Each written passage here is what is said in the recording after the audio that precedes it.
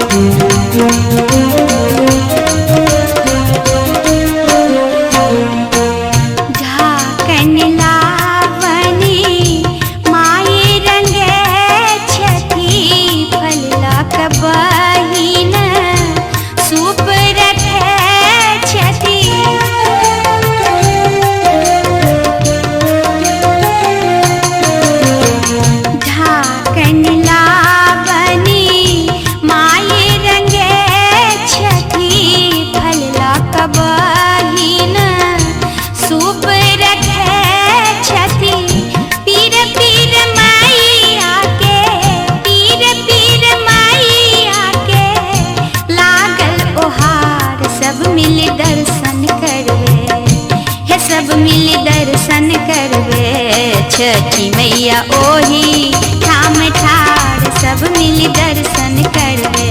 छठी मैया ओही ठाम ठार सब मिल दर्शन करबे।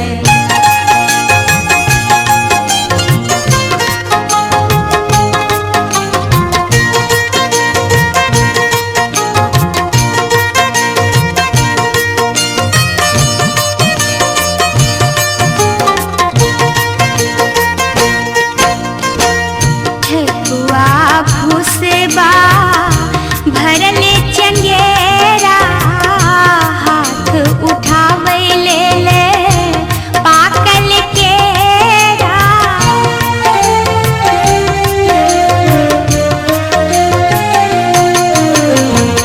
ठकुआ भूसबा भरले चंगेरा हाथ उठावे ले पाकल केरा।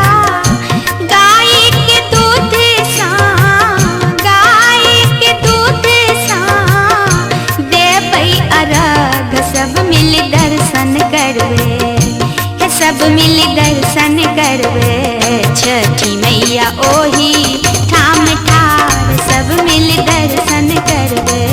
छठी मैया ओही ठाम ठार सब मिल दर्शन करबे।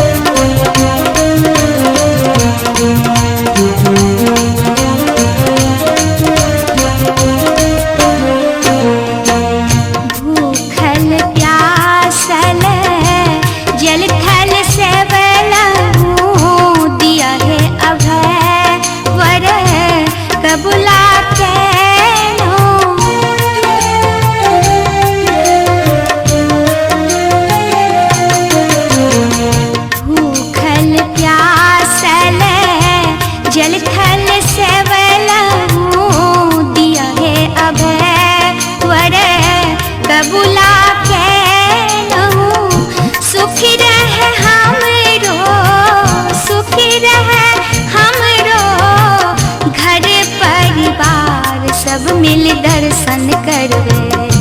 हे सब मिल दर्शन करबे।